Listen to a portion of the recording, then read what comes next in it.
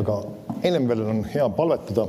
Tegelikult ennem palvetamist ma loen sulle ühe tuntud kirjakoha, millest ma hakkan ka osalt rääkima. Nõksu võin vaiksemaks võtta, ma kergelt kumise. Nii, Efesestele 1.17 ütleb, et meie issanda Jeesuse, Kristuse Jumal, au isa, teile annaks tarkuse ja ilmutuse vaimu tema tunnetamises ja valgustaks teie südame silmad, et te teaksite, mis lootus see on, milleks teid on kutsunud ja mis on tema pärand ja au rikkus pühade sees ja mis on tema ülemäära suur vägi meie suhtes, kes usume tema jõutugevuse mõjul. Me näeme, Paulus palub siin, et Jumal annaks meile tarkuse ja ilmutuse vaimu. Ma hakkan täna rääkima sellest nagu Jumala tarkusest. Ja see ongi see, mis ma tahan, et me paluksime, et Jumal annaks meile täna tarkust. Amen.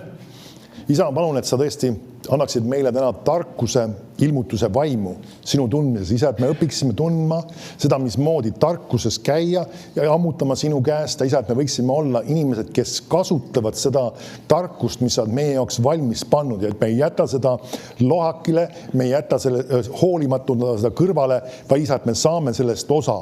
Tänu sulle, Isa, selle eest, mis sa teed, et me kasvame, õpime tundma sind ja mõistame sinu plaane.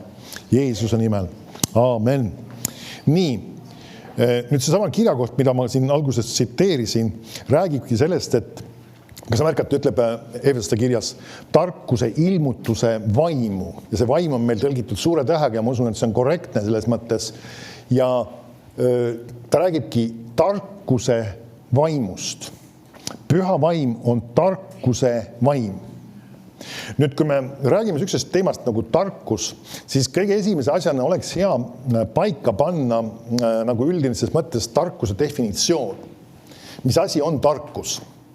Sest et üks asi, kui me oleme saanud kristlaseks, siis sageli võib meil olla kaasas mingisugused pärandid, mis me oleme nii-öelda maailmast saanud kaasa ja vahetevahel on ka lihtsalt ümber inimesed räägivad tegelestki inimesest, see on nii tark inimene. Vaata, mitu kõrgharidust tal on ja vaata, ta teab sellest asjast ja tollest asjast.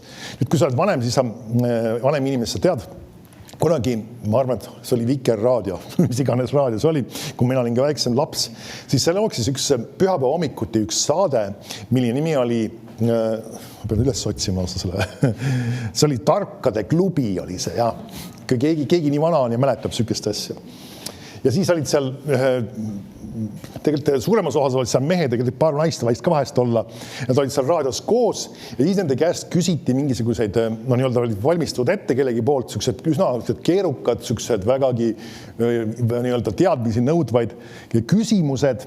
Ja siis nad seal hoolega arutasid, et kas see on see või teine või kolmas ja siis vastasid sellele küsimusele ja siis said jälle mingisuguse punkti ja niimoodi järjest käisid siis mitu küsimust selle saate jooksul läbi. Ja siis väga paljud inimesed mõtlesid, need on küll ikka väga targad inimesed.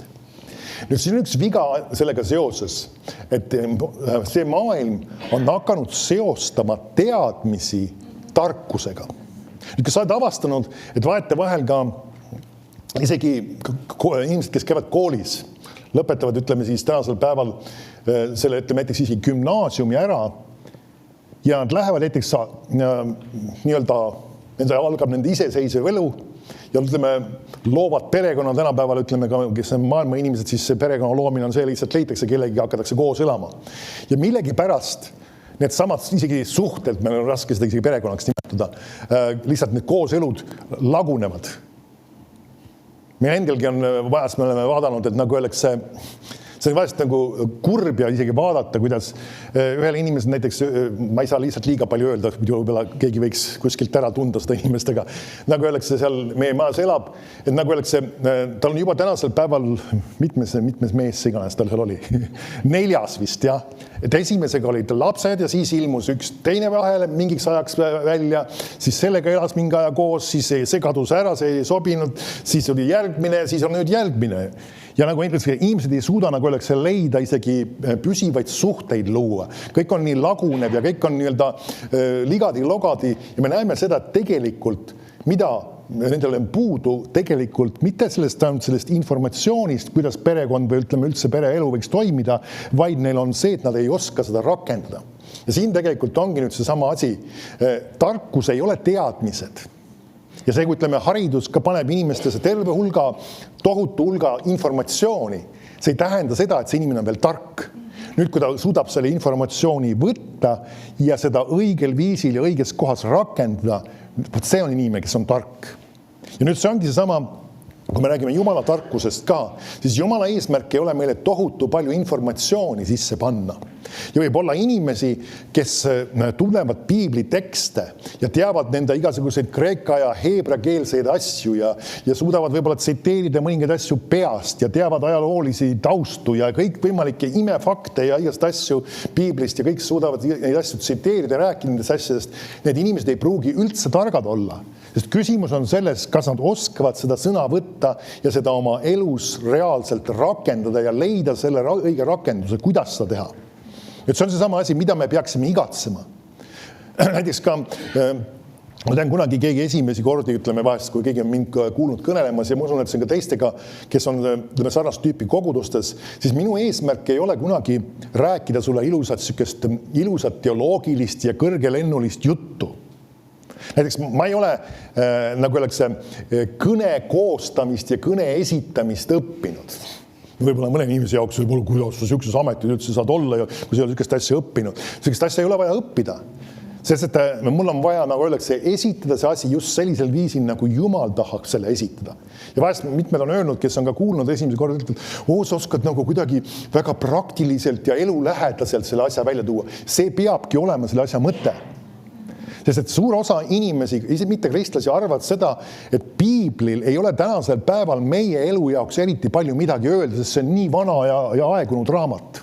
Ja see on väga vale suhtumine. Piiblil on väga palju öelda midagi täna meie ajastusse. Sel ajal, kui on igasugused arvutid ja telefonid ja igasugused AI-d ja mingisugused igast imeristapud ja asjad ja kui sa ei tea, mis asi AI on, siis see on siis tehisintellekt põhimõtteliselt eesti keeles siis. Igast asjad võivad olla olemas, aga iva on selles, et me peame olema need, kes oskame nii-öelda võtta Jumala sõna ja selle rakendada tänasesse päeva.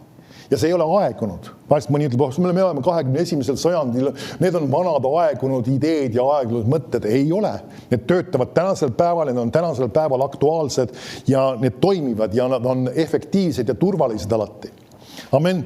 Nüüd see on see sama Jumala tarkus. Nüüd lähme vaatame õpetussõnade 3. peatüki ja 13. salmi. Nüüd õpetussõnade raamatus me saame selle teemaga seoses päris palju olema.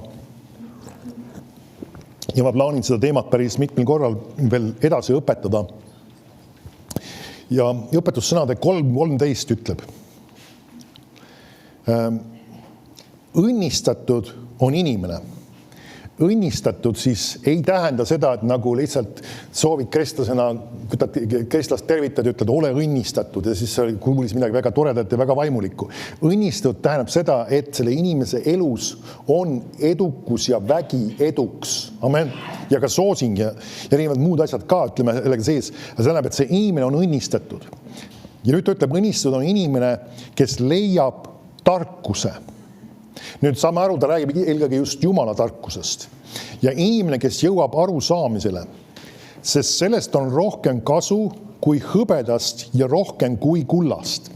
Nüüd üks asi, mis tasub meeles pidada, kui sa näed piiblis päris palju viiteid hõbedale ja kullale, siis meie tänase kontekstis me võime selle tõlgitseda raha.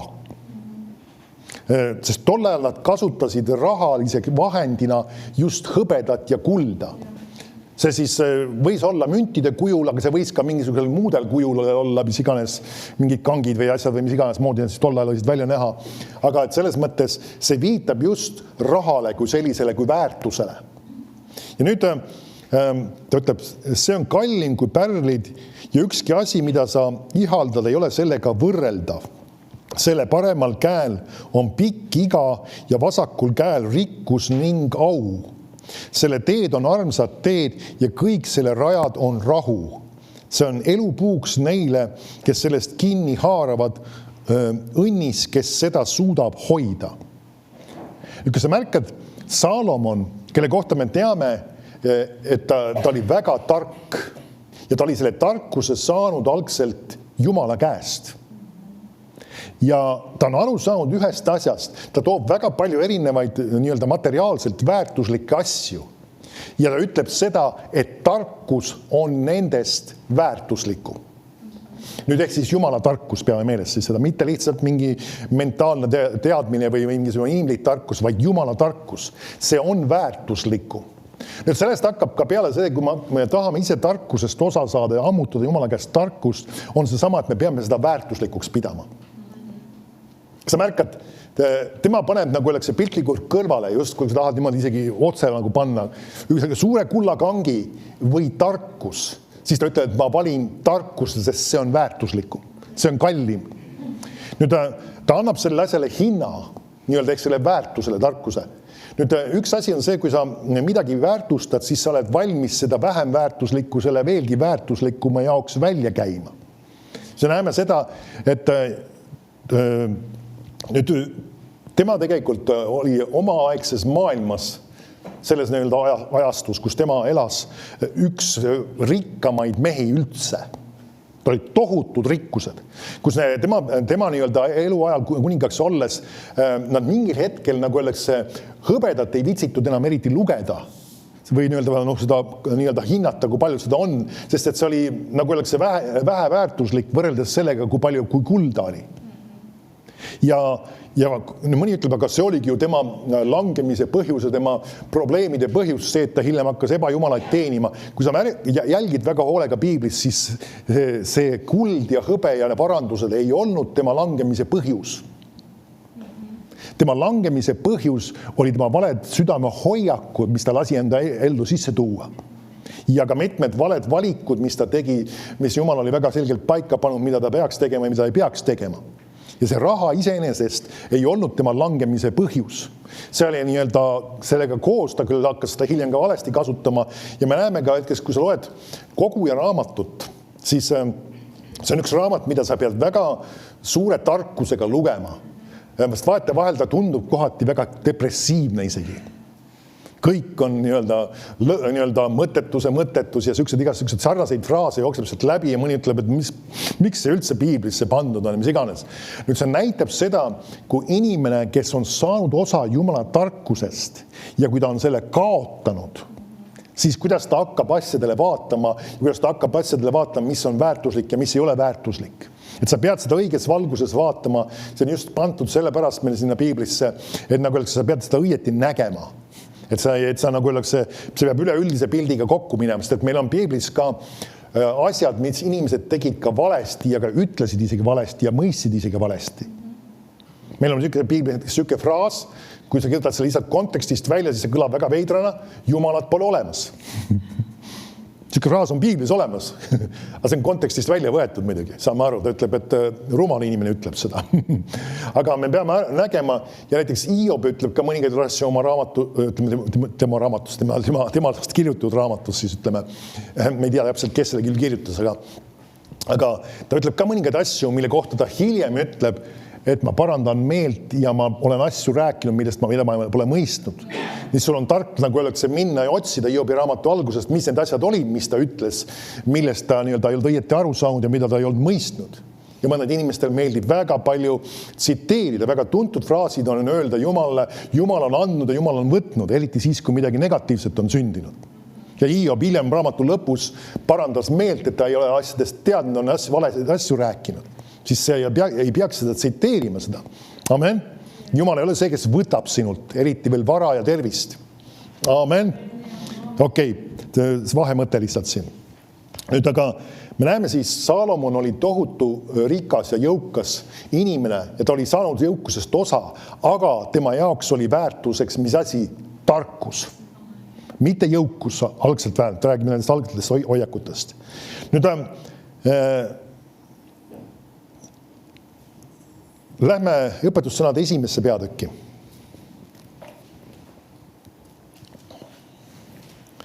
Nüüd siit õpetussõnadest me leiame tarkuse kohta päris palju kirjakohti. Ma täna käin võib-olla mingi osa nendest läbi. õpetussõnad 1.20 ütleb niimoodi. Tarkus hüüab tänavail, annab oma häält kuulda turgudel, kisendab ülal müüridel, kõneleb oma sõnu linnaväravate suus. Kui kaua te rumalad armastate rumalust, kaua meeldib hooplejal hoobelda ja alpidel vihata teadmisi. Alp tähendab siis kaasaegses keeles siis rumal või isegi kui sa saad karmima sõnaga öelda, siis loll. Pöörduge minu noomimise alla. Vaata, ma lasen teile voolata oma vaimu, teen teile teatavaks oma sõnad. Ma teen korra siin pausi. Miks ta ütleb sellise huvitaval kombel? See on nagu me saame aru, see on just nagu võrdpildina, ta käib välja selle, aga ütleb, et tarkus hüüab tänavail. Nüüd väga paljude kristlaste jaoks on see, et Jumala tarkus on midagi väga keerulist ja raskesti kätte saadavat ja me ei tea ja ei mõista neid asju ja Jumal nagu just kui tahaks neid asju isegi peita meie eest. Ta ütleb, et tarkus hüüab tänavail. Me näeme seda, et see tarkus on kergesti kätte saadav. Ja see on kõigile kätte saadav, kes seda tahavad. Ta on hüüdmas, ta on välja pakkumas. Jumal tahab sulle pakkuda tarkust. Ta tahab sulle pakkuda, see on kätte saadav. See ei ole nagu öeldakse, ta ei ürita sinu eest asju peita, vaid ta on sinu jaoks need peitnud. See on Uues Testamendis on kirjakoht, mis räägib sellest. Just, et need asjad on meie jaoks pandud varjule. Aga on teatud tingimused, teatud printsiibid, mille läbi või mis viisil me saame nendest asjadest osa. Ma lähen 24. salmist veel edasi siin. Et ma olen kutsunud, aga te olete tõrkunud, olen sirutanud oma käe, aga ükski pole tähele pannud. Ja et te pole hoolinud mitte ühestki minu nõust, ega ole tahtnud minu noomimist. Siis naeran minagi teie õnnetust, irvitan, kui teie kohkumine tuleb. Kui teie kohkumine tormina tuleb ja teie õnnetus tuulekeerisena saabub, kui häda ja ahastus teile kallale kipuvad. Ma teen korra pausi siin. Kui sa märkisid, siin oli üks sõna, mis jooksis mõnes mõttes isegi 2 korda läbi siin meil 23. salmis ja 25. salmis. Ja see sõna on noomimine. Nüüd, keda noomitakse? Kedagi, kes teeb midagi valesti. Nüüd, see on üks asi, millega me peame ka ennast harjutama. Kui me tahame Jumala tarkusest osa saada, siis me peame olema valmis tunnistama, et me oleme vahest midagi ka valesti teinud. Et miski asi ei ole meie elus õieti. Hästi inimene, kes ei ole, nagu öeldakse, näinud täit edu oma elus, ta peab arvestama sellega, et ta peab midagi oma elus muutma. Selles, kuidas ta asju teeb, kuidas ta asjadest mõtleb, kuidas ta tegutseb. Amen. Ja see eeldab, nagu öeldakse, teatud asjade muutmist, ehk siis tegelikult korrigeerimist. Nüüd ma ei ole lennukiga, selles mõttes isiklikult lennanud, juhtinud piloodina, aga Keith Moore, kes on piloodina tegutsenud ja sõitnud päris palju aastaid juba, tema ütleb seda ühte huvitavat asja, et kui sa oled lennukiga lendamas, siis ütleme ühest linnast või ühest lennujaamast, siis ühest teises linnas olevas lennujaama, siis alguses paned selle sihiku paika. Ja seal ütleme on need igasugused kaasaegsed riistapudi asjandused, mis hakkavad seda lennukit siis ka mingis mõttes nii-öelda juhtima, aga ta peab pidevalt korrigeerima seda nii-öelda, kuhu suunas see lennuk on liikumas. Miks pärast?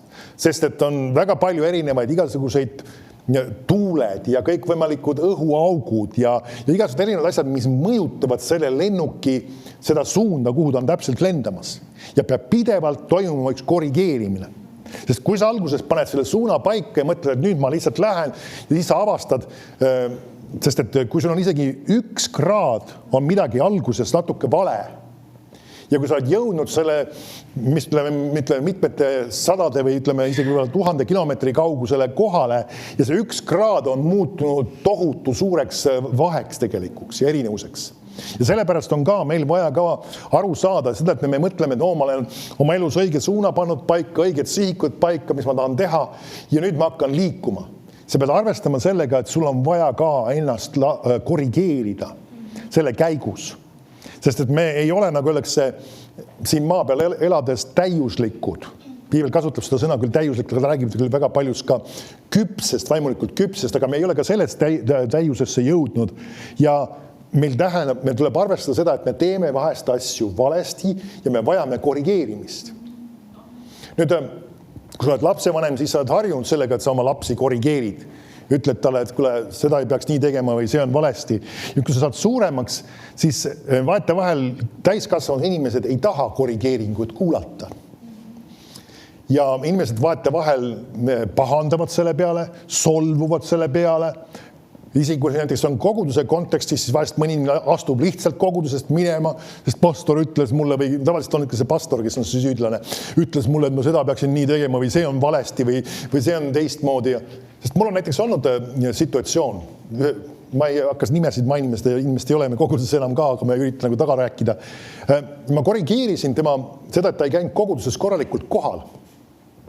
Ja kui ma talle selle korrigeeringu kirja teel saatsin ja tal oli üks tõsine probleem ühe oma lapsega, kes ei olnud imet ei olnud sündinud, tervenemist ei olnud sündinud ja ta astus lihtsalt minema, läks teise kogudusesse minema. Selle peale, et ma julgesin korrigeerida, sa peaksid hakkama korralikult koguduses käima ja ta käis koguduses võib-olla ainult niimoodi korra kuus või isegi veelgi harvemalt vahest. Ja ootas seda, et nagu ta tahab, et ime võiks sündida ja asjad võiksid sündida. Need asjad ei käi päris nii. Amen. Jumal ei ole, nagu öeldakse, nagu Coca-Cola automaat. Tänasel peab seda näidet kasutama, eks ju. Kuhu lähed viskad oma mündi sisse või mis iganes. Tänasel päeval ma ei ole selle aparaati kasutanud ammu. Midagi viskad sinna sisse, mis iganes või paned kaardi vastu isegi juba. Ja siis sealt tuleb kõmaki see pudel välja ja sa saad oma asja kätte. Jumal on, nagu öeldakse, teatud printsiibid, mida me peame järgima ja need on südame hoiaku printsiibid. Ja see ei ole lihtsalt, et ma teen niimoodi, ma pean nüüd niimoodi saama. Amen. Lähme tagasi siia õpetussõnadesse. Kus me jäime siis?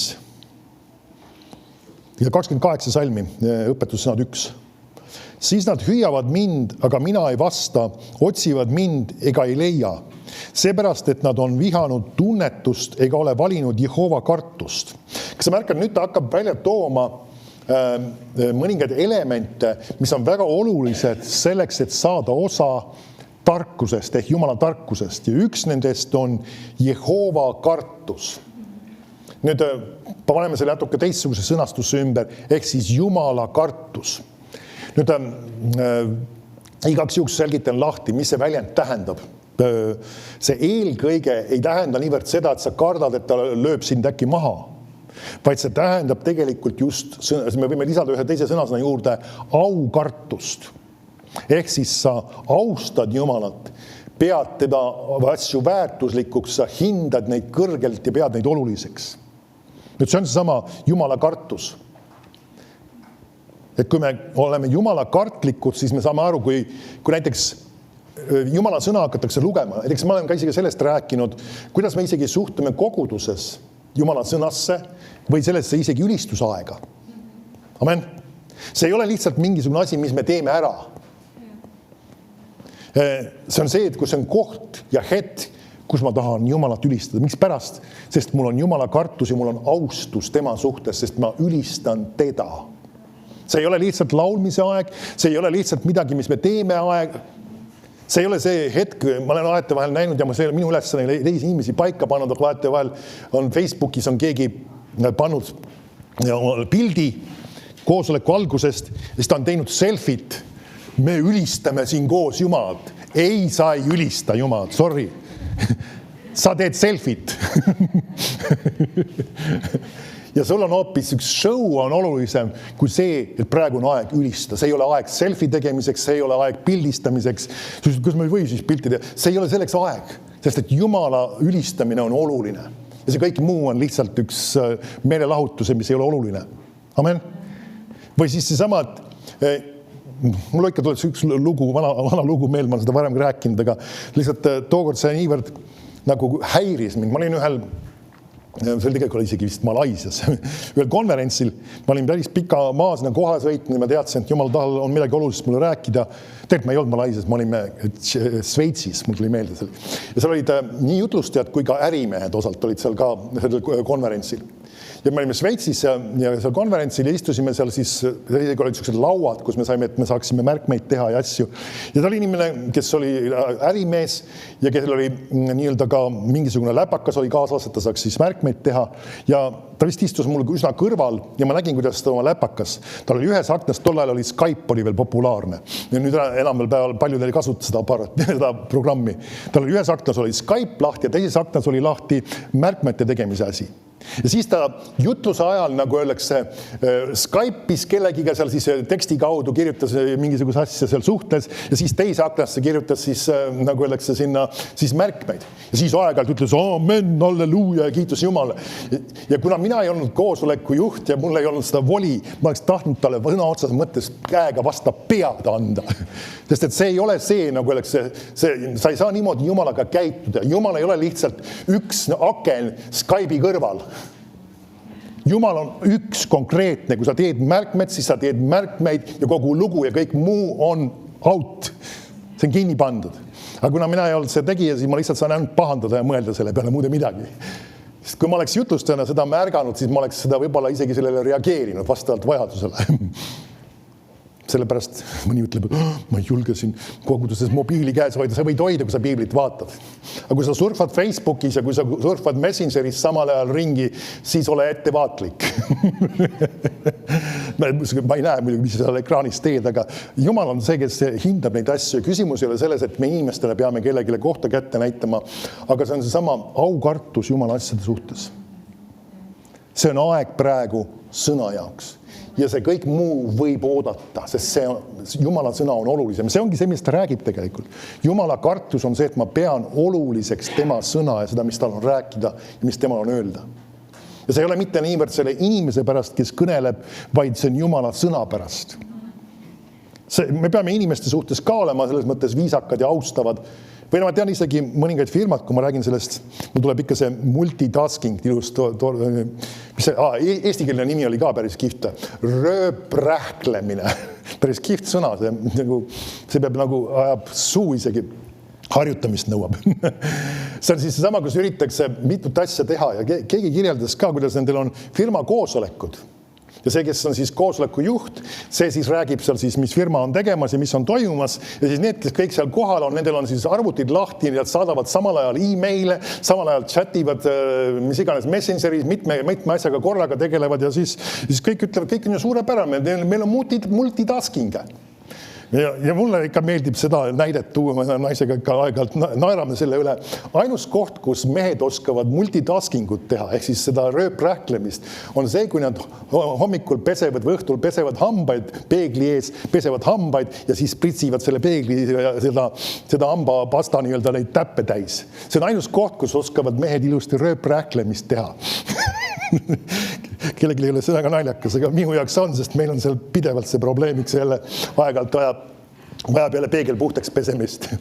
Aga see näitab seda, et tegelikult sul ei õnnestu kunagi, nagu öeldakse, kahe asjaga tegeleda nii, et sa oled efektiivne ja tegelikult sa võid öelda, Jumal on minu jaoks esikohal. Sest mingil hetkel, nagu öeldakse, kui sul seal see arvutis on üks aken või teine aken või kolmas aken või üks asi on käimas, siis sel ajal, kui sina saadad oma e-maili, siis Jumal ütles sulle midagi, seda teist ja kolmandat ja see jäi kuulmata. Ja Jumal ei olnud esikohale. Jumal ei olnud tähtis. Ja Jumala jaoks on see väga määrav ja see on selleks oluline, kui sa tahad Jumala käest midagi saada, ta peab olema 100% sinu jaoks esikohal ja see tarkus tuleb sulle siis. Amen. Ja teine asi, kui ma käin korra seda uuesti veel läbi, noomimine, et sa oled valmis korrigeeringut vastu võtma ja suhtuma sellesse kui positiivsesse asja, kui mitte negatiivsesse. Vaate vahel inimesed mõtlevad seda, et no, miks ta peab mulle seda teist või kolmandat ütlema, sellepärast, et see on sulle kasulik. Ja vaate vahel korrigeering võib olla isegi, nagu öeldakse, vägagi jõuline. Kujuta ette, sul on võib-olla väike laps, kes veel ei jaga väga asjadest, aga siiski juba suudab näiteks pliidini ulatuda. Ja ütleme, sul on pliidiraud, vanemat tüüpi veebiraud võib-olla, ja see on just värskelt olnud seal mingisugune pott peal ja see on tulikuum. Ja nüüd see väike laps seal, mis iganes ta võiks olla, seal kuskil juba on saanud oma jalad alla ja on juba ronimas sinna käega ja hakkab sellest kinni võtma, siis sinu reaktsioon ei ole see, et sa hakkad veel hüüdma või hüttama, sa hüppad nii-öelda ilge kiirusega sinna kohale ja tõmbad ta jõuga võib-olla isegi kõrvale, ta võib-olla isegi võib ehmatada sellest, aga sa oled teda säästnud millest? Sellest, et ennast ära kõrvetaks. Amin.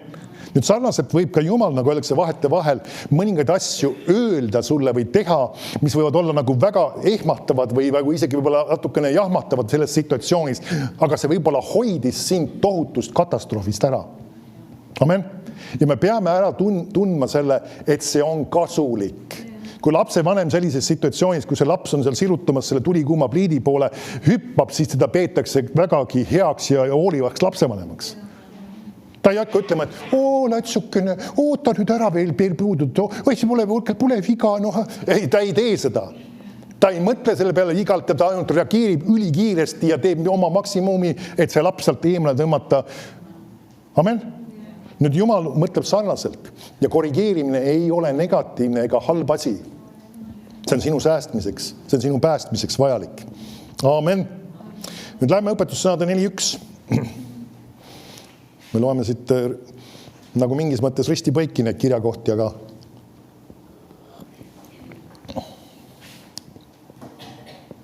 ütleb, kuulge pojad isa manitsust ja pange tähele, et õpiksite mõistma, sest ma annan teile hea õpetuse, ärge hüljake mu juhatust.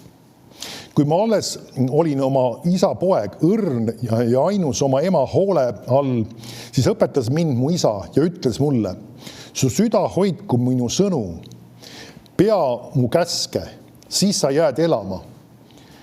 Taotle tarkust, taotle mõistust. Ära seda unusta. Nüüd, kas sa märkad see sama sõna, see on väga huvitav, taotle. Nüüd, ma arvan, et ma ei ole isegi meelevalda, meil on piiblis veel üks teise koht Uues Testamendis, kus nagu algkeeled on küll erinevad, aga kus öeldakse ka, et taotlege vaimu ende. Ja seal meil on see sõna, kui sa otsid selle siis kreekakeelset algteksti sõna, siis ta räägib lausa himustamisest, ta räägib sellisest iga hinnaga tahtmisest ja soovist, igatsusest selle järgi. Nüüd siin ilmselgelt see sama sõna on ka tegelikult, see ei räägi lihtsalt, et inglise keeles on ta nii-öelda haarake kinni või get vist, inglise keeles ta ütleb, saage, see räägib tegelikult sellest samast, ma otsustan seda saada, ma tahan seda saada, ma igatsen seda saada. Nüüd see on väga oluline asi see, et see tarkus ei tule lihtsalt niimoodi, et tarkust ikka oleks vaja, sobiks, ei, selleks on vaja seda soovida, igatseda, taodelda, otsida. Amen. Ja see on sama sõna, just taotle tarkust. Taotle mõistust. Ära seda unusta. Ära kaldu kõrvale mu suusõnadest. Ära seda hülga, siis see hoiab sind. Nüüd, kas märkad, kasutab järjest erinevaid väljendid, siis ta ütleb, armasta seda, siis see kaitseb sind. Tarkuse algus on see, taotle tarkust, taotle mõistust kogu oma varanduse hinnaga. Nüüd me näeme seda, et Salomon on sellest aru saanud, kui tema räägib kogu oma varanduse hinnaga, siis see ei räägi paarist tuhandest, see ei räägi paarist 10 000, see ei räägi paarist 10 000, vaid see räägib miljonitest ja miljonitest. Ja ta ütleb, et kogu oma varanduse hinnaga ole valmis seda taotlema. See tähendab seda, et nagu kõik see, nagu öeldakse, muu, mis sa materiaalselt omad, see ei ole väärtuslikum kui see tarkus.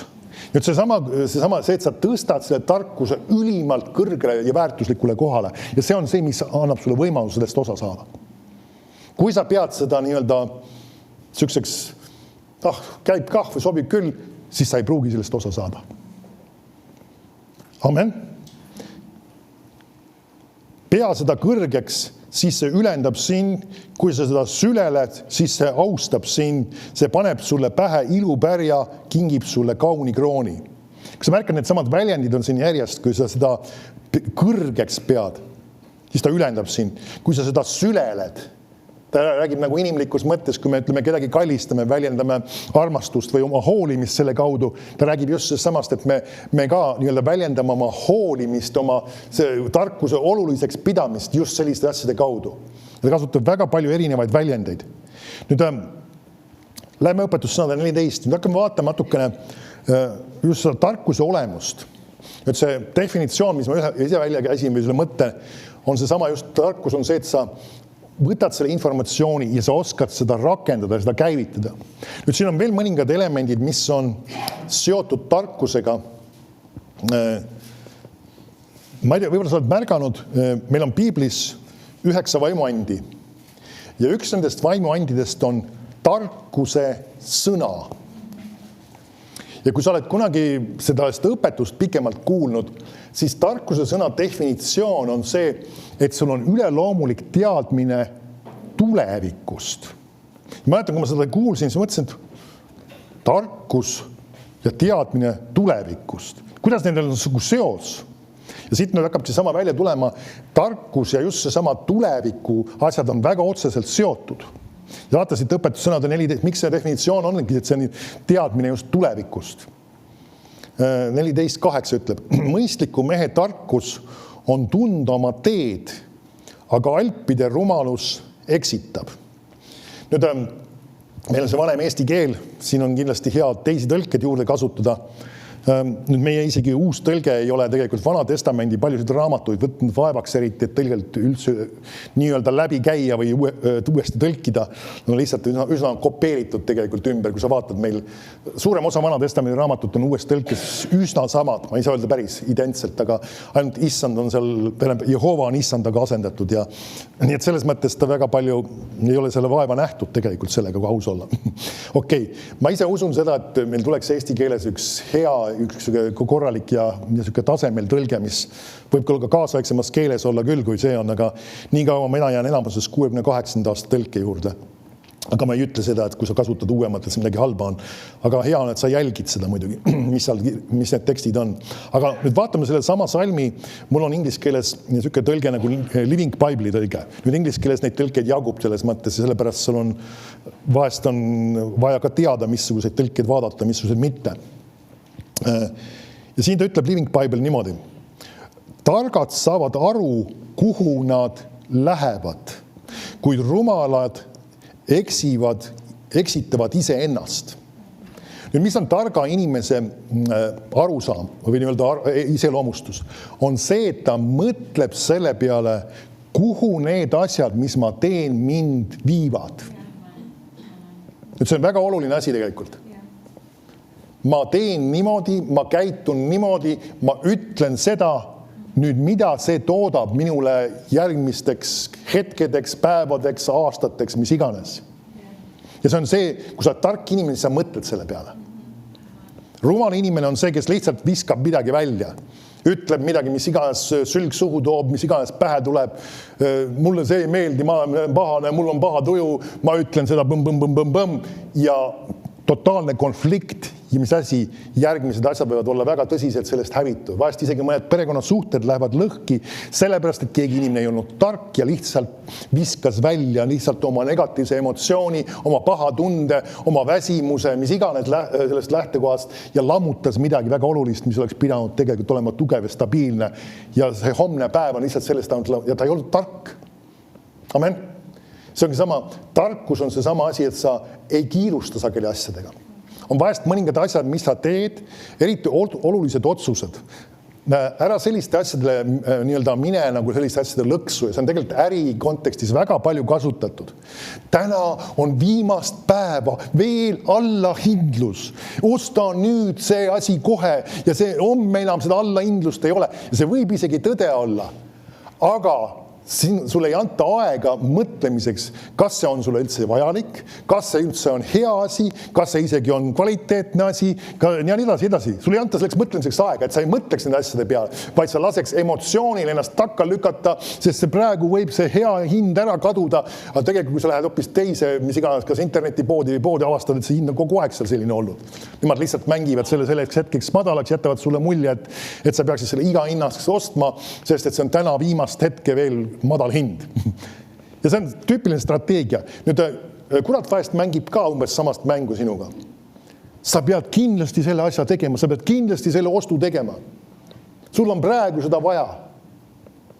Mul tuleb meelde üks lugu üks konkreetne lugu konkreetse inimesega, jällegi nimesid ma ei ütle, see tähtis, kelles oli pere vajas endale elamist ja neil ei olnud endal korterit ja neil oli tohutu surve taga, et nad peaksid selle korteri ostma praegu, sest et eelmised üürilepingud olid läbi saanud ja neil oli vaja uut pinda ja neil oli vaja uut kohta ja nad olid tohutu surve all, et neil oleks vaja kohta ja see oli praktilises mõttes jah, see oli nii. Aga nad ei jälginud seda, mis Jumala vaim ütleb. Ja nad ostsid selle korteri siis, kui olid korterite hinnad totaalselt üleval ja kõrgel.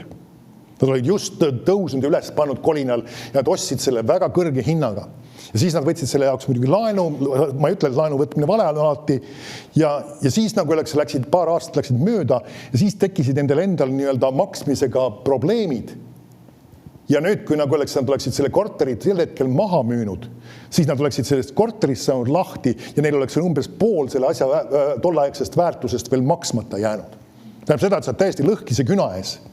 Sa ei suuda enam laenu maksta ja sa kui sa isegi müüd korteri maha, siis sa ei saa seda raha tagasi, et olla õiges kohas. Ja nad olid väga tõsises probleemis, sest et nendel oli see laen, mis ületas selle paljus, peaaegu 2-kordselt selle korteri tegeliku tolle hetke väärtuse, mis ta oli, nad olid valel ajal selle ostnud. Miks pärast? Sest nad alistusid selle survele. Nüüd see ongi sama tarkus. Sina ei pruugi neid asju teada, kuidas need hinnad liiguvad ja asjad, sa ei pruugi teada. See ei ole mentaalne informatsioon, mille baasil sa otsused saad teha. Sul on püha vaim, kes on tarkuse vaim ja kes teab neid asju, mis on tulemas, mis hakkab toimuma, millal on õige aeg osta, millal on mingit asju teha. Ja kui sul on surve mingi asja pärast midagi teha, pane selle stopp. Ära lase survel ja välistel olukordadel ennast lükata, vaid mine Jumala ette ja ütle, ma tahan sinu käest tarkust. Tarkus ongi see, mis ma pean nüüd tegema, millal ma pean tegema ja kas ma pean tegema. Amen. Sest see võib sul hiljem põhjustada tõsiseid probleeme ja millega peab tegelema ja Jumal on muidugi armuline, aitab sul need asjad lahendada sageli, aga sellegi poolest sa saad nendest ära hoida. Amen. Nüüd see ongi sama, et sa mõtled targa inimesena kaugemale, kui on tänane päev. Mis suunas ma olen liikumas? Mis suunas ma olen ja sellepärast näiteks isegi, kui ma räägin abielu suhtest, vahest inimestel on mingine probleem või mingi asi, mis vajaks omavahel läbirääkimist ja mis on võib-olla terav teema võib-olla kahekesi. Katsuge oma südames, kas selleks on praegu aeg? Äkki see asi võib-olla peaks ootama? Enne kui sa lähed selle asjaga rääkima, võib-olla sa pead leidma õige hetke, õige viisi. Ja vahel võib olla ka see, et see asi on sinus emotsionaalselt nii totaalselt üles keeratud. Ja see ei ole õige kontekst, sa lähed valad selle võib-olla hoopis, võib-olla viha, võib-olla pahandumise, võib-olla mingi negatiivse emotsiooni välja ja sellest tekib üks tohutu probleem tegelikult, mis oleks ära hoitud, kui sa oleks läinud kõrvale, lihtsalt palvetanud, rahunenud maha, võtnud aega Jumalaga ja hiljem võib-olla rääkinud sellest asjast armastuses ja õigel viisil. Amen. Ja see on tarkus tegelikult. See on tarkus. Kõik asjad ei ole sellised, et peab kohe siin ja praegu rääkima. Kohe peab arutama, kohe peab välja viskama, kohe peab selle välja ütlema. Ei, see võib-olla ei ole see praeguse hetk. See ei ole võib-olla see praeguse aeg. Ja see ongi see tarkus, et ma mõtlen mitte ainult praeguse hetke peale, vaid mõtlen homse peale. Nagu see kirja kohta uuesti ma loen sulle just seda Living Bible õigelt. Targad saavad aru, kuhu nad lähevad. Kuhu sa lähed? Mis suunas sa oled liikumas? Nad saavad aru. Kui ma ütlen seda, mida see toodab? Kui ma teen seda, mis see esile kutsub? Vaatame ühte teist kirja kohta, mis on sellega tegelikult ka seotud. Õpetussõnad on 14:16. Me oleme siin päris palju selles raamatus. Üks süke väike soovitus tegelikult. Kui sa tahad tõesti endale ühte vaimulikku rooga, siis võta õpetussõnade raamat ja hakka seda lugema, mitte nagu oleks hästi pikalt ja nagu loetakse mingisugust romaani, niimoodi hästi palju peatükke korraga, vaid just väikeste osade ja portsjonite kauba. kas või üks peatükk päevas või midagi taolist või isegi veelgi vähem ja mõtiskle nende asjade üle, mis seal räägitakse. Ja võib-olla soovitan ka, kui sa oled inimene, kes loeb ka inglise keelt või mõnda teist keelt, siis lugeda mõnda teist head tõlget sinna kõrvale. Just, et nendele nüanssidele pihta saada, mida ta ütleb, sest et vahetevahel meil on ta vanas eesti keeles tõlgitud ja sa ei pruugi kõigile nüanssidele pihta saada alati. Aga nüüd õpetus on 14.16 ütleb niimoodi. Tark kardab ja hoidub kurjast, aga alp raevutseb ja on julge. Nüüd mõni ütleb, et Jumal ei andnud mulle hirmu vaimu. Mina ei karda. Kas sa märkad? Tark kardab, ütleb siin. Nüüd vaatame natukene, mida laiendud tõlge ütleb. Ta ei kaota seda sõna ära. Aga ta toob välja selle asja nagu sügava mõtte võib-olla. Ta ütleb, tark mees aimab ohtu ja hoiab ettevaatlikult kurjast eemale. Aga rumal käitub üleolevalt ja on enesekindel, jultunult ja enesekindlalt omas õiguses. See on see, mismoodi ütleb siin. Niisiis, tark mees siis aimab ohtu ja hoiab ettevaatlikult kurjast eemale. Näiteks niisugune väga tuntuv salm, mille paljud inimesed on kuulnud, aga igapäevaselt võib-olla tunnistusena ei kasuta. Patu palk on surm. Nüüd, kui see on sulle ilmutuseks saanud, siis teatud asjad sa jätad selle pärast tegemata, sest sa tead, mida see võib toota sinu elus. Sa mõtled, ma ei saa sellisel viisil elada, sellisel viisil käituda, selliseid asju teha, sest sellel on üks väga tõsine negatiivne tagajärg ja ma hoian ennast sellest eemal, sest ma näen natuke kaugemale kui ainult täna see hetk või see nauding. Amen. Nüüd üks asi veel, mis sellega koos on tegelikult. Vahetevahel inimesed ütlevad seda, et Jumal kaitseb mind. Keith Mooril on üks lugu, mis ta räägib päris sageli ühes situatsioonist, kus ta oli kuskil 90-ndate kanti, võib-olla isegi varem, isegi 80-ndate kanti. Ta tegeles vahetevahel, ütleme ka inimeste mingil mombel Kenneth Hagini teenistus olles ka nende nõustamistega või vahest pidi nõu andma ja ühele inimesele ta andis telefoni teel nõu ja keegi naisterahvas helistas talle siis sealt nende teenistusse ja tahtis nõu. Ja ta oli kristlane, kes ikkagi käis nagu usuasjades ja oli kuulnud Jumala kaitsest ja Jumala printsiipidest. Ja ta oli ka kuulnud 91. laulust, mis ütleb, et kes kõige kõrgema kaitse all elab ja kõige väelise varju all viibib edasi, sest Jumala kaitsest. Ja ta ütles, et ta pidevalt on seda tunnistamas. Ja ta sattus mingisuguse oma linna ühte piirkonda ja teda rünnati ja talt rööviti ära tema käekott ja seal oli siis mingid vara ja asju, ütleme ka raha ja erinevaid asju seal sees olnud veel ja samal ajal kasutati tema suhtes ka vägivalda jõudu.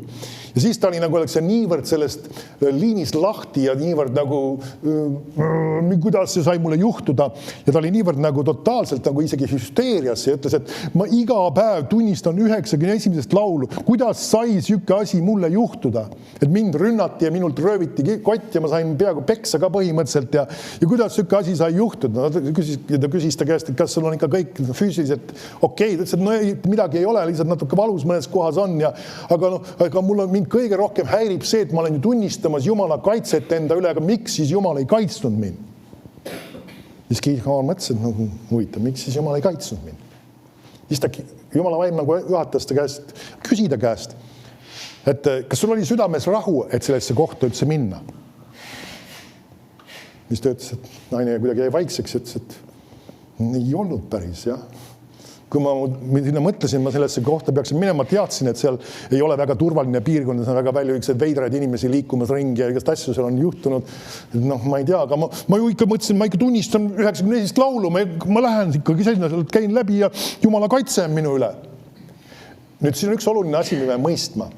Me ei tohi eirata püha vaimu juhtimist sellises kontekstis, et lihtsalt ma tunnistan Jumala kaitset ja lähen pea ees sisse. Ma toon sulle 2 näidet piiblis, mis on väga huvitavad.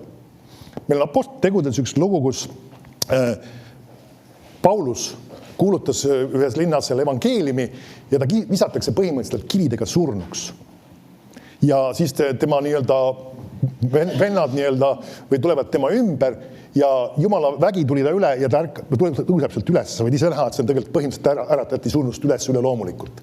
Otseselt midagi nad ei ütelnud, aga lihtsalt tulid tema ümber ja Jumala vägi tuli tema üle, ta tõusis sealt välja uuesti. Ja ta läks sinna järgmisel päeval sinna linna tagasi ja kuulutas evangeeliumi. Sa võid jälgida, täpselt süke situatsioon on. Nüüd meil on üks teine situatsioon, kus ta oli ühes linnas evangeeliumi kuulutamas ja ta elas ühes majas või hoones, mis oli linna müüri sees. Ja kui ta oli kuulnud, et nagu oleks taga kius on teda selles kontekstis ootamas, ta lasi ennast lasta korviga aknast välja ja linnast välja ja põgenes ja kadus. Mõni küsib, miks sa ühes situatsioonis, kui siin visatakse kividega surnuks, sa lähed plaksti linna tagasi ja teises situatsioonis lase ennast korviga välja lasta ja jooksed minema. See ongi sama tarkus, et nagu oleks see, mida Jumala vaim sulle ütleb. Sina ei saa lihtsalt pimesi lihtsalt teatud kirjakohti rakendada, et nüüd mul on Jumala kaitse ja ma teen, mis mul iganes pähe tuleb ja mis mulle iganes meeldib. Kui Jumala vaim on ütelnud, ära mine sinna, siis ära mine sinna ja ongi kõik. Tark inimene on kes, mida ta ütleb, aimab ohtu ja hoiab ettevaatlikult kurjast eemale. Ja see ei ole üldse halb. Ma ei ole usu inimene, kui ma ei lähe pea ees sellesse olukorda. Nüüd, kui Jumal on sind käskinud sinna minna, siis sa võid minna sellesse kohta. Mõni ütleb, et kas kristlane peaks minema näiteks sõjaolukorda. Kui Jumala vaim on talle ütelnud, et ta peaks seal olema ja sinna minema, ma ei näe sellest probleemi. Aga kui Jumala vaim ei ole ütelnud, ta läheb ülemeelselt või lihtsalt oma suure nii-öelda arvamisega, et mina võin teha, mis tahan, siis on asi väga kahtlane. Vaatame ühte lugu Vanast testamendis, see 4. Moosese 14. Nüüd sellel oleks hea pikalt kogu see lugu ette lahti rääkida, aga ma toon mõned detailid, ma arvan, et sa mäletad seda. See on see koht, kus Iisraeli rahvas on tõotud maa juures, see on see esimene põlvkond, kes tegelikult ei jõudnud tõotud maale.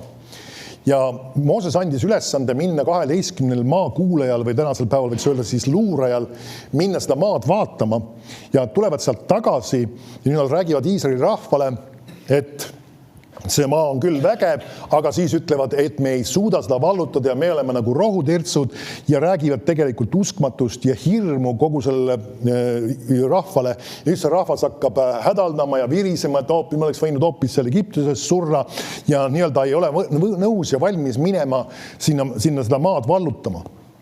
Ja nüüd, kui nad on sellesse situatsiooni jõudnud, kus Jumal ütles selle asja peale väga selgelt, nagu oleks see, mina ei lasegi neid sinna tõotud maale ja nad surevad siin kõrbes. Ja Jumal nii-öelda mõistis kohut, sest need olid virisenud juba, mis üle 10 korra juba seal pidevalt ühe ja teise probleemiga olnud sõnakuulmatuses ja uskmatuses. Ja nüüd Jumal nagu ütles, et sellega on nüüd kõik kahjuks. Ja nüüd, kui ta oli selle välja ütelnud, siis 4. Moosese 14.39 ütleb niimoodi. Kui Mooses rääkis need samad sõnad kõigile Iisraeli lastele, selle sama just, et Jumala kohtu mõistmine põhimõtteliselt oli nende üle välja kuulutud, siis rahvas kurvastas väga. No ilmselgelt, kui nad saavad teada, et nad surevad siin kõrbes ja kogu lugu. Aga järgmisel hommikul nad tõusid vara ja läksid üles mägestikku. Öeldes, vaata siin me oleme ja läheme paika, millest Jehova on rääkinud, sest me oleme pattu teinud. Aga Mooses ütles, miks te siis astute üle Jehova käsust? See ei õnnestu. Ärge minge sinna üles, sest Jehova ei ole teie keskel, et ei kannaks kaotust oma vaenlaste eest. Sest amalekid ja kaananlased on seal teie ees ja te langete mõõga läbi. Sellepärast, et te olete taganud Jehova järelt, ei ole ka Jehova teiega. Aga nad olid ülemeelsed minema üles mägestikku, kuigi Jehova seaduse laegas ja Mooses ei läinud leerist välja. Amalekid ja kaanalased, kes elasid seal mäestikus, tulid siis alla, lõid neid ning nad ajasid nad kuni Hormani. Kui sa märkad, nad lähevad ja teevad midagi, mis algselt oli Jumala plaan. Aga kuna nad olid mässus ja sõnakuulmatuses olnud ja nad nüüd seesama väljend ülemeelselt. Üks, ma vaatasin seda algteksti sõna, oli see, et nad ka eeldades ja ka ise ennast täis olles. Me saame hakkama, me teeme ära selle, mina lähen ja teen, saan. Nüüd see on üks asi, kui ma räägingi just samast ülemeelsest või sellisest iseennast täis olemisest ja usust, need on kaks eri asja. Kui inimene on usus, siis ta teab, et Jumal on ütelnud mulle, seda ma peaksin tegema, sinna ma peaksin minema. Aga kui inimene on ülemeelsem, siis ta lihtsalt arvab, et mina teen ja mina saan hakkama ja pole siin midagi ja küll me saame selle võidu. Jumal selles situatsioonis on neile öelnud, et nad ei läheks ja isegi Mooses ütles selle selgelt välja, et nad ei läheks sinna. Küsid, et kas siis Jumala plaan oli muutunud? Ivan selles, Jumal on vahest mingid asjad plaanid ja kui inimene on oma sõna kuulmatusega teatud asju põhjustanud, me oleme uues situatsioonis ja meil on vaja teada, mis on see strateegia täna. Ja vahetevahel on ka inimeste eludes juhtub erinevaid asju. Ja algne Jumala plaan oli selline, aga tänu nende valikutele nad jõuavad uude kohta, kus neil on vaja teada saada, Jumal, mis me nüüd peame tegema. Sest ma olen teinud võib-olla mõningad valikud, mõningad otsused, mis on viinud mind hoopis teistsusse kohta. Ja mis ma nüüd selles situatsioonis teen ja meil on vaja püüda kinni see, mis on Jumala plaan. Amen. Ja see ei pruugi enam täpselt pealt samad sammud ja samad asjad olla, mis nad algselt olid. Mitte see, kas Jumala plaan siis muutus. Jumalal oli head plaanid valmis, aga nagu öeldakse, meie võime teha teatud otsused, mis mõjutavad neid asju. Sest et Jumala algne plaan oli see, et see põlvkond jõuab tõotud maale. Aga nad ei jõudnud. Miks pärast? Sest nende valikud mõjutasid seda. Ja nende järgmine põlvkond jõudis sinna tõotud maale. Jumala plaan sai küll teostatud, küll mitte kahjuks nende samade inimeste kaudu. Aga me näemegi just sama ülemeelsus ja ennast täis olemine. See on üks ohtlik asi ja me ei tohi seda usuga segamini ajada. Amen. Me ei tohi öelda, mina lähen teen ja mina saan hakkama ja mina võidan ja mina usun ja minul sünnib see asi. Mille põhjal sa ütled seda? Kas Jumala vaim on sulle selle selge arusaamise andnud? Kas tema sõna on sinu südames kindlalt paigas ja sellepärast sa lähed seda tegema? Kui see nii on, siis jah, siis mine. Aga kui see on lihtsalt see, et sina arvad ja sina mõtled, siis asjad on midagi väga ebakindlal pinnasel. Amen. Niisiis, me peame teatud kontekstis olema targad ja positiivses mõttes kartma ja mitte teatud asju tegema. Amen. Teatud valikuid, teatud kohtades minema. Sest su elus on mõningaid asju, mille puhul sa pead teadma kõigepealt, kas sa seda asja pead üldse tegema. Vahetevahel, ma ise olen ka sellest rääkinud, et ka ütleme, pastorina võib-olla on see rohkem, aga tavakristlasel on ka väga palju on igasuguseid kristlikke projekte ja asju, mida tehakse ja erinevaid organisatsioone ja tegevusi ja heategevusi ja kõik võimalik asju on olemas. Nüüd, meie peame teadma, mida meie peame tegema ja kust meie peame kaasa lööma. Nüüd see ei tähenda seda, et see või teine kolmas asi, kus me kaasa ei löö, see on kindlasti paha asi, et sellepärast me ei löö temaga sellesse asjasse kaasa. Ei, see ei pruugi tähendada seda. Meil on vaja teada seda, mis Jumal on meil käskinud teha. Sest et Jumala soosing, Jumala õnnistus ja Jumala hea meel on selle koha peal, kus tema meid on läkitanud. Mitte igas asjas.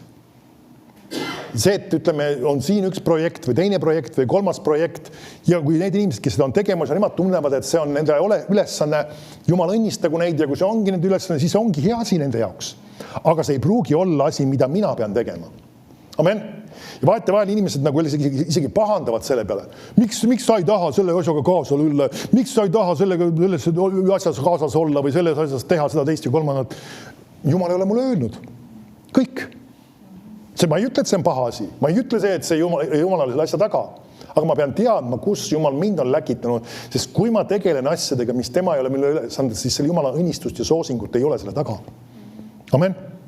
Ja mind võivad oodata seal probleemid, mind võivad oodata igasugused asjad seal ja vahest mõned inimesed, kui nad ei ole võtnud aega, et otsida Jumalat, enne kui nad midagi käivitavad, leiavad ennast väga paljudes probleemides, sest nad lihtsalt mingisuguse surve, inimeste arvamise, mingisuguse sellest, mida teine või kolmas või neljas arvab, tegid mingi otsuse ja leiavad ennast võib-olla väga tõsistest probleemidest. Ja sellepärast näiteks eriti see on just ka, kui sa oled tegemas oma elus väga olulisi otsuseid. Näiteks kui keegi inimene, kes ei ole veel abielus, on abiellumas. Sa pead teadma, et Jumal on teid kokku toonud. Amen. Mitte ainult emotsioon, mitte see, mis teised inimesed arvavad, mitte see, et see inimene on tore ja ilus ja räägib häid sõnu ja see sobib ja too sobib ja see meeldib ja mis iganes. Ei, see, et Jumal on selle asja taga. näiteks sellepärast Jumal on ka selle paika pannud, et sellised elulised, väga olulised otsused, iga inimene peab ise Jumala käest need asjad saama oma südamesse. Ja mina pastorina ei ütle kellegile, sina peaksid sellega abielluma, sina peaksid sellele minema siis meheks või naiseks siis vastavalt. Ja vaid mina võin seda kinnitada, et ma tunnen ka oma südames, aga need inimesed peavad kõigepealt oma südames ise selle arusaamise saama. Sest nemad hakkavad omavahel koos elama, mitte mina ei hakka nendega. Amen. Ja see, nagu öeldakse, mis mina ütlesin, see ei määra. Amen. Ja samas nad peavad ka olema väga realistlikud. See on selline abielu nõustamine, mis mina olen öelnud, et see teine inimene, kellega sa kokku elama ei ole hea öelda, kellega sa abiellud, ärme kasuta neid maailma väljendeid, kellega sa abiellud, nagu öeldakse, ta ei ole ideaalne. Ja ta võtab kaasa võib-olla terve hulga ka nõrkusi, asju, mis ta võib-olla teeb, mitte kõige paremini, mis iganes. Ja sa pead oskama nende asjadega armastuses käia, et sa näed neid ka ennem, siis kui veel see periood on, kus roosad prillid on ees. Et sa tead, et sa arvestad sellega, et need on reaalsed asjad ja need võivad sind hakata häirima, need võivad sulle väga varvastele astuda, aga sa õpid armastuses käima ja sina ei ole kutsutud teda muutma. Ja sa ei saa sellega nagunii hakkama. Amen. Need, kes on abielus ja üritavad oma teist poolt muuta, siiamaani sellega tegelevad, see on üsna mõttetu üritus.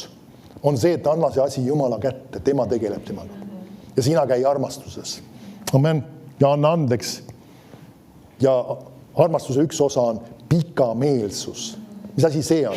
See on see asjandus, kui keegi teeb mingisuguseid asju uuesti ja korduvalt ja kogu aeg võib-olla isegi halvasti või valesti ja ei tee neid hästi, mis sinule meeldiks, siis sa ikkagi oled kannatlik ja käid armastuses ja oled temaga heatahtlik edasi. Ja kui lähed jälle sinna tuppa, seal on see sokid põrandal maas ja see on seal see ja teine kolmas ja sa oled ikkagi kannatlik edasi ja see ei muutu võib-olla aastate viisi ja siis sinu ülesanne on see, et sa usaldad Jumalat, Jumal tegeleb nende asjadega. Amen. Amen. See lihtsalt oli üks väike näide, eks ju.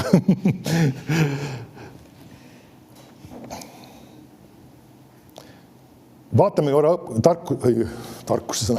õpetussõnad.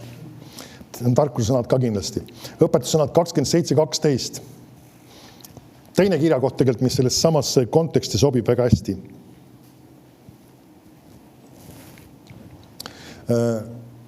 Ta ütleb isegi veel paremini, ta ütleb niimoodi.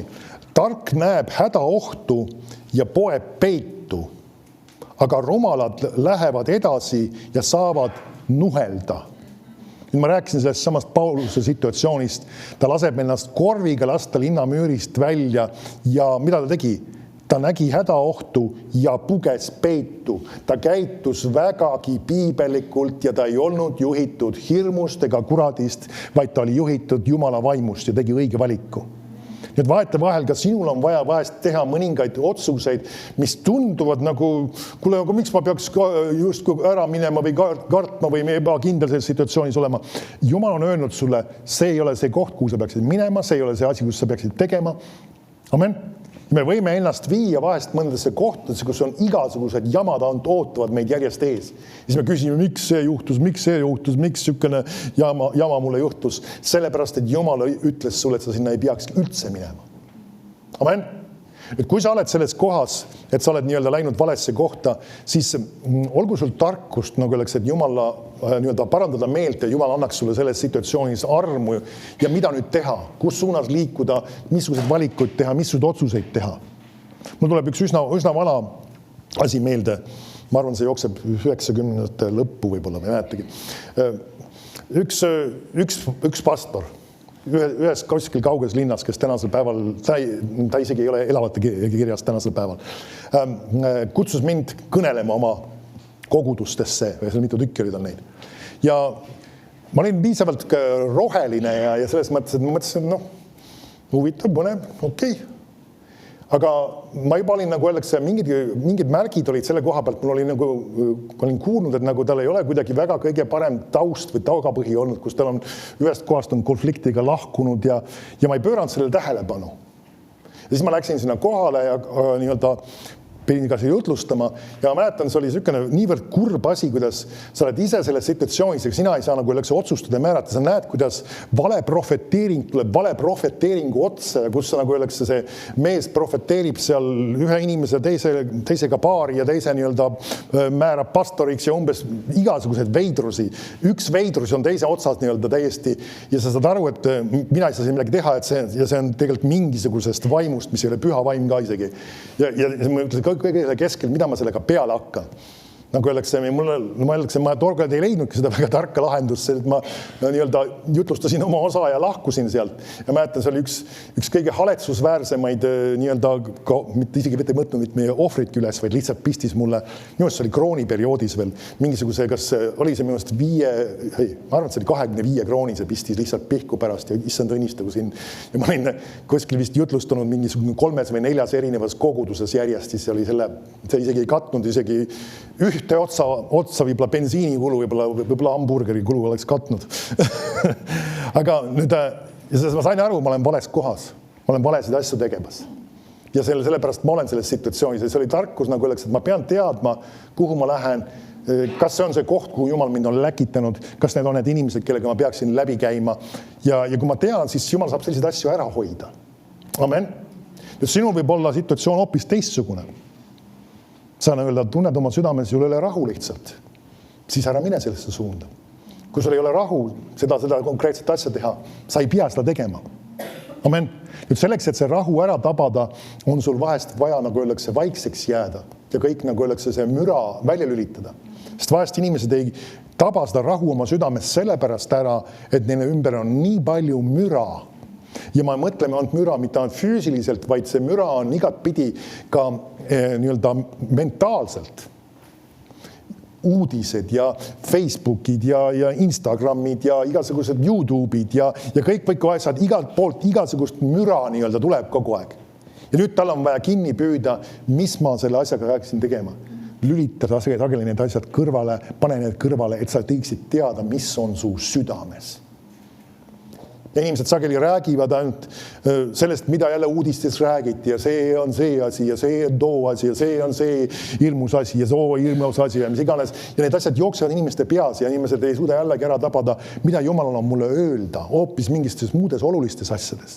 Ja sellepärast sul on vaja vahest valida ka, mida sa vaatad, mida sa loed, mida sa kuulad. Amen. Teha nendes suhtes enda jaoks konkreetsed valikud ja see nagu öeldakse, sa ei tunne enam puudust. Kui me vahest selle televiisori, selles mõttes just televiisori kanalite mõttes nagu uuesti lahtile teeme, siis mõtleme, et meil oli isegi ükskord situatsioon, võtsime selle puldi kätte, kuidas see töötab, ei mäleta, kuidas need nupud valida. Tõsi meeli oli jutub ja sa ei vaata televiisori, me vaatame YouTube'i, vaatame televiisori kaudu, ehk siis jutlusi tegelikult televiisori kaudu, aga praktiliselt peaaegu on televiisor üsna seisma ja me ei ole leidnud sealt eriti enam midagi. Selles mõttes ta on muudeks asjadeks, ainult kui me vaatamegi jutlusi just selle kaudu.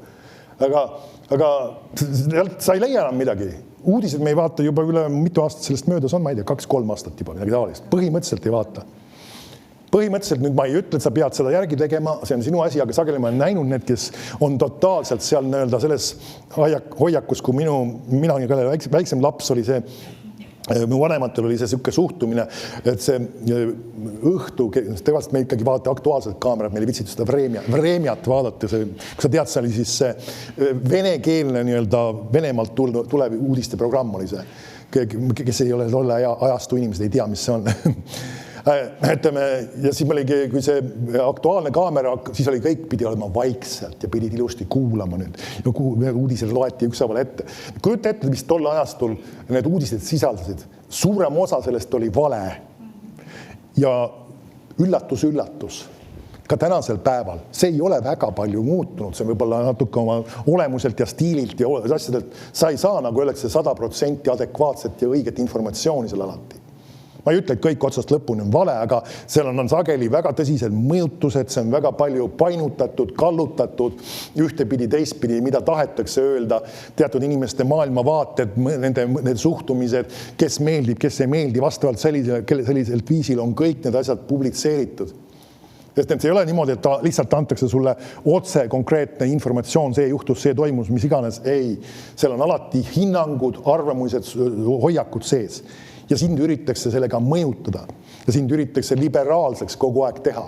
See, et sa muutuksid nagu oleks sallivaks ühe veidruse, ühe teise veidruse, kolmanda veidruse suhtes ja mis iganes. Kui ma nimetan veidruseks, ma ütlen siis tegelikult asju, mis on Jumala sõnaga vastuolus. Et me peame olema targad nende asjadega ja enda jaoks neid asju, kui sa isegi vaatad, filtreerime, mitte olla sinisilmne ja lihtsalt samamoodi nagu koguduse koosolekul Jumala sõna kuulates, uudiseid kuulata, see on väga vale suhtumine. Sa pead olema seal see nii-öelda sõel peas ilusti ja saad laskma ainult läbi selle, mis on peab õieti sealt läbi tulema. Okei, lähme tagasi siia. Niisiis, lähme õpetussõnade 24.3. Kuskilt me peame selle, veel ei pea kokku võtma. Õpetussõnade 24.3. Ütleb, tarkusega ehitakse koda ja mõistusega kinnitakse, et teadlikkusega täidetakse kambrid igasuguse kalli ja kauni varaga. Tark mees suudab rohkem kui tugev ja teadlik mees on jõurikkast üle. Nüüd, mul meeldib lugeda jällegi teisi tõlked siin. Loeme 3. salmist. See on siis laindud tõlge ütleb. Targa ja Jumala kartliku tarkuse kaudu ehitatakse maja, elu, kodu, perekond. Ja arukuse abil see rajatakse kindlale ja heale alusele ning teadmiste arusaamise kaudu täidetakse selle kambrid igal alal kõigi kallite ja meeldivate rikkustega. Kas sulle sobib see viimane osa? Ma tean, inimestele ei meeldi sellised fraasid, aga see on piibel. Ma loen sulle veel ühe tõlke veel, mis ütleb 4. mis on inglise keeles siis New International Version. 4. salmi ütleb niimoodi. Teadmiste kaudu täidetakse selle toad haruldaste ja kaunite aaretega. Nüüd see on see, mida tarkus tegelikult võib toota sinu elus. Haruldased ja kaunid aarded sinu kodus. Nüüd, kas Jumal on sellega probleemi? Ei, kui sina nendega nii-öelda uhkeldama ja nii-öelda ennast upitama ei pruugi hakata, siis Jumalal ei ole sellega absoluutselt mitte mingi probleem. Et sinu kodus on haruldased ja kaunid aarded. Või nagu siis laindud tõlge ütleb siis kallid ja meeldivad rikkused. Aga kõik, millest hakkab peale, lähme tagasi uuesti, kust me alustasime, see on olulisem tegelikult, enne kui need viimane ots liiga nii-öelda suureks läheb.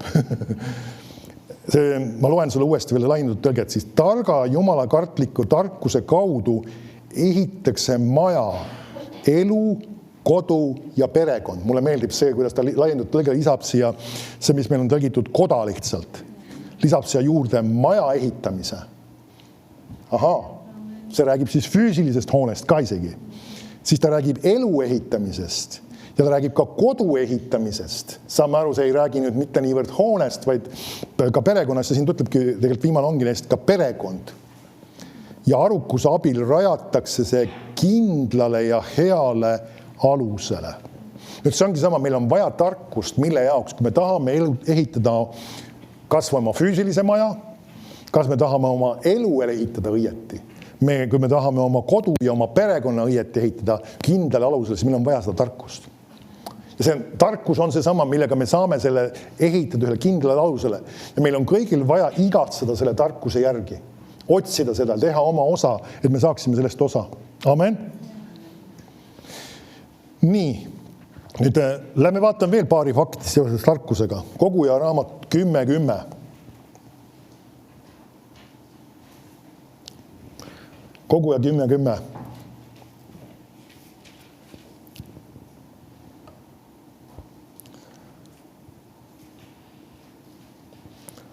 Koguja 10.10 ütleb, kui raud on nüri ja tera ei ihuta, siis tuleb jõudu pingutada, aga tulemuseks on tarkus tarvilik.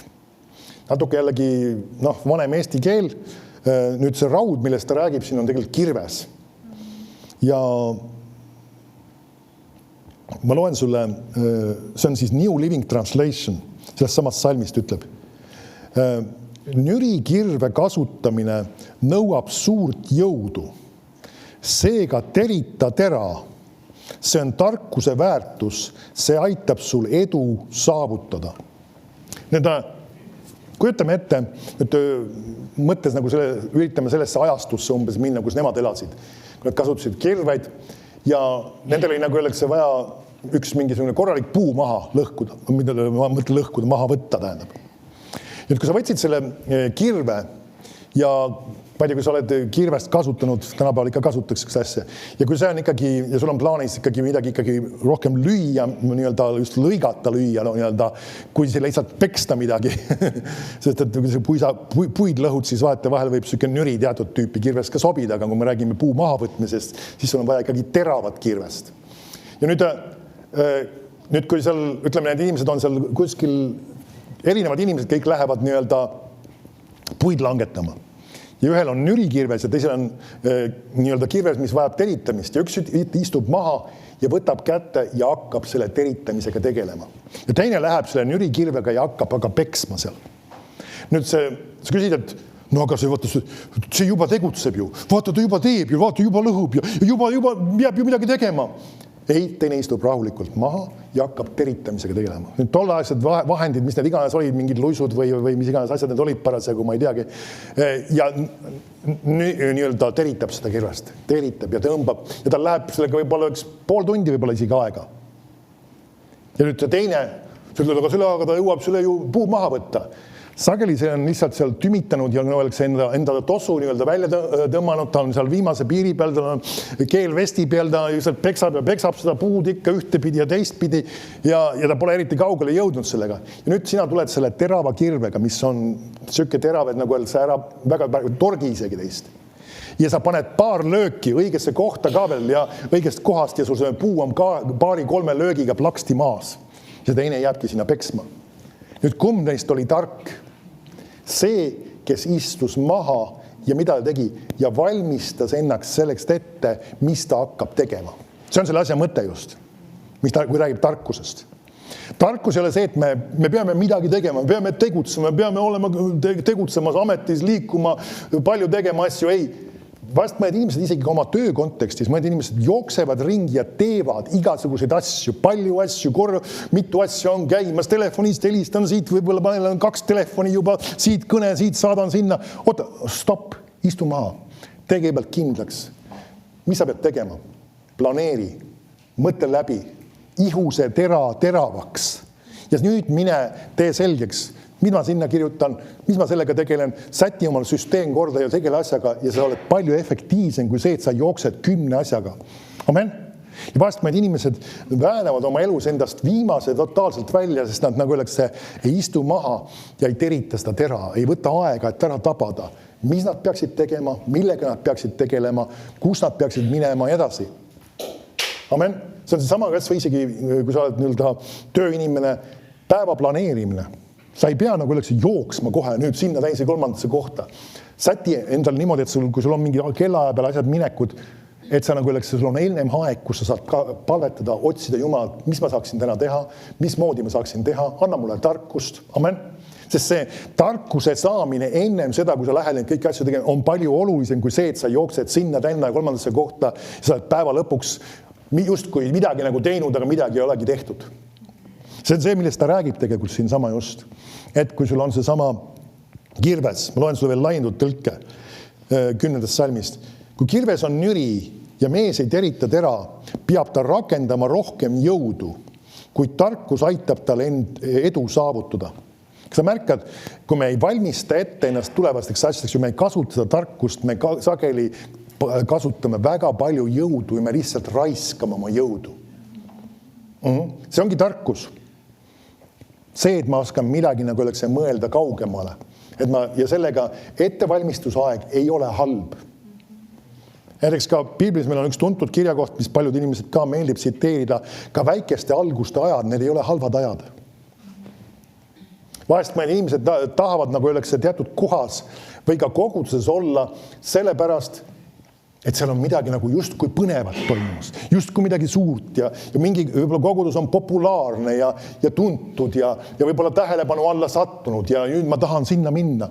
Ja inimesed tahavad seal tegutseda, seal teha asju. See on sageli see, et see inimene on pühendunud, mille pärast, ainult selle põnevuse pärast ja ka selle pärast, mida ta sellest saab. Nüüd me ei tohiks selliste mõtetega teatud kohtadesse ennast haakida. Amen. Näiteks, kui me räägime mu teema ei ole küll see, aga kui me räägime ustavusest, siis tõeline ustavus on see, kus sa oled ustav kohas, kus sul ei ole, nagu öeldakse, kindlalt see, et ma tean mingist kasu, mis ma sellest saan. Meil on Vanas Testamendis üks naine, kelle nimi oli Rutt. Ja kui tema enda mees siis oli surnud ja ka tema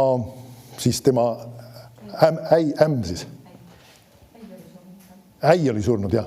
Aga tema endal oli ka mees ju surnud esimene. Ja siis selle äi oli ka surnud ja siis nii-öelda, ja ta läks ja pühendas ennast siis oma nii-öelda ämmaga, kes oli ka Jumalaga koos käimas. Ta ise ei olnud tegelikult alguses olnud üldse Iisraeli rahvast osa. Ei olnud nii-öelda Jehova Jumalasse uskumas. Ja ta pühendas ennast, ütles, et tema kavatseb temaga jääda. Nüüd, kas tal oli mingisugune ootus või lootus, mis ta sellest saab, et ta Jumale pühendub ja jääb temaga? Tal ei olnud mingeid rahalisi vahendeid, mõlemad olid naiste rahvad, tol ajal tähendas seda, et neil ei olnud eriti mitte mingit sissetulekut, neil ei olnud võimalust ennast isegi elatada, aga ta teadis, et see on tema koht ja ta pühendus ilma nägemata tegelikult seda kasu, mis ta sellest saaks. Ja nüüd vahest inimesed ka nagu vaatavad ja nad on valmis pühenduma ka isegi kogudusele või mingisugusele tööle ainult siis, kui nad näevad mingisugust kasu, mis nemad sellest saavad. See on minu võimalus ennast teostada. See on minu võimalus oma andi näidata. Minu võimalus võib-olla isegi kuulsaks saada. Minu võimalus seda teist kolmandat saada. See ei tohi olla see põhjus, miks me pühendume. Ja Rutt ei näinud mitte mingisugust nii-öelda silmaga nähtavat võimalust super midagi saavutada, aga ta ühel päeval sai olema tohutult nii-öelda mõjukas ja olulises kohas. Jumal oli tema jaoks pandud valmis tulevane mees, kes oli tegelikult vägagi nii jõukas kui ka väga määravas kohas ja Jumal viis teda sellesse kohta, miks ta oli pühendunud ilma, et ta nägi selles midagi kasu. Amen. Kui sina liitud ka isegi kogudusega, isegi meie kogudusega, et liitunud sellepärast, et siin on mingi põnevus või midagi huvitavat või see mulle meeldib, see ei tohiks see põhjus olla. Sa pead teadma, Jumal on mind sellesse kohta pannud ja ma ei oota sellest mingisugust kasu või võimalust või mida iganes, vaid ma tahan teha seda, mis iganes on vaja teha. Ja nii kaua, kui asjad ei ole isegi suured ja ei ole vägevad, ei ole tuntud, ei ole kuulsad ja mis iganes, see ei ole üldse määrav. Ma tean, see on minu koht, ma panen oma käe külge, ma teen oma osa ja Jumal on see, kes viib. Ühel päeval sa võid olla suure edu keskel ja suurte võimaluste keskel tegelikult. Amen. Aga see ei olnud see põhjus, miks sa ennast haakisid sellesse kohta. Amen. Ja samamoodi tegelikult, no isegi see maailm vahest teeb nalju selle asja pärast, et mõned inimesed abielluvad selle pärast, et siis ühtepidi või teistpidi, ütleme, see on rikas mees ja nad näevad võimalust, eriti kui ta on veel vanemas eas, siis kui see naine on arvestatavalt noorem, ta mõtleb, et varsti ta on läinud ja siis ma saan selle kõik raha endale. Nüüd, see on selline mõtteviis võist vahete vahel inimestel on. Nüüd, see ei peaks olema ka abielu kontekstis mitte kunagi see mõtteviis. Amen.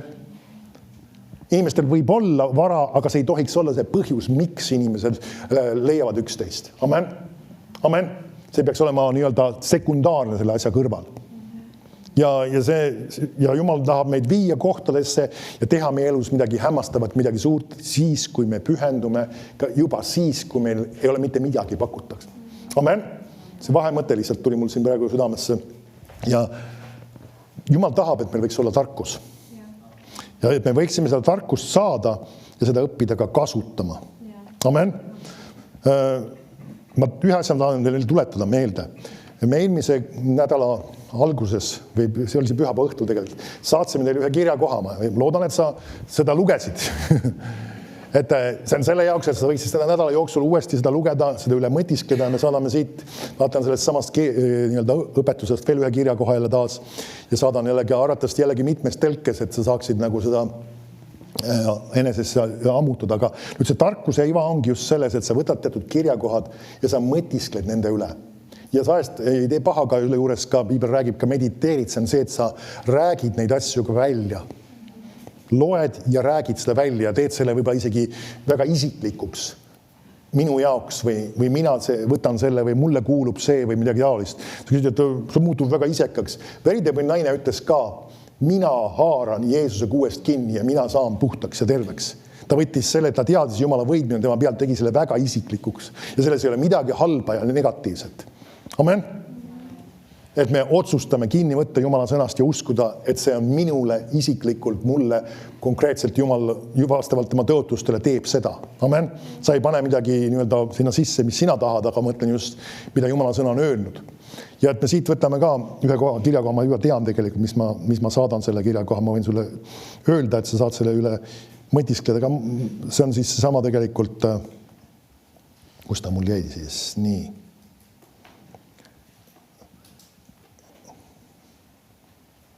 Seesama õpetusena 24:3 ja 4. Tarkusega ehitatakse koda ja mõistusega kinnitatakse, teadlikkusega täidetakse kambrid igasuguse kalli ja kauni varaga. Ja ära ainult seda viimast otsa loe seda esimest otsa, see on olulisem. Amen. Tarkus on olulisem kui kallis vara ja rikkus ja jõukus. Amen.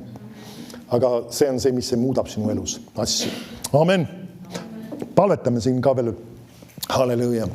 Isa, sina oled oma sõna meile välja käinud ja andnud meile õhutuse, et me taotleksime tarkust, et me igatseksime tarkuse järgi, isa, et me paluksime, isa, ja isa, me taotleme taas jälle, anna meile tarkuse, ilmutuse vaimu. Isa, et me võiksime tõesti saada tarkust, et oma elus teha õigeid valikuid, õigeid otsuseid ja ehitada oma maja, oma elu ja oma perekonnad ja erinevad asjad, mis sa meil oled lasknud ehitada õigele ja kindlale ja tugevale alusele ja just kasutada sinu tarkust selle jaoks. Ja isa, et me võtaksime selle tarkuse ja näeksime selle kaudu ka tulevikku. Et me just mõtleksime nende asjade peale, mis sa oled tulevikuks meie jaoks valmis pannud ja et meie teod, need toodavad midagi tulevikuks, meie sõnad toodavad midagi tulevikuks ja et me mõtleme nende asjade peale juba ennem, kui me neid tegusid teeme, need sõnu ütleme, neid konkreetseid asju teostame, vaid me teame, mida see toodab meie jaoks tulevikus. Ja isa, ma palun ka, et keegi ei kiirustaks oluliste otsustega, mis ta oma elus on tegemas. On need siis kas kinnisvara ostmisega seotud, on need abiellumistega seotud, on need erinevate oluliste valikutega, mis nendel on elus vaja teha, töökoha valikud.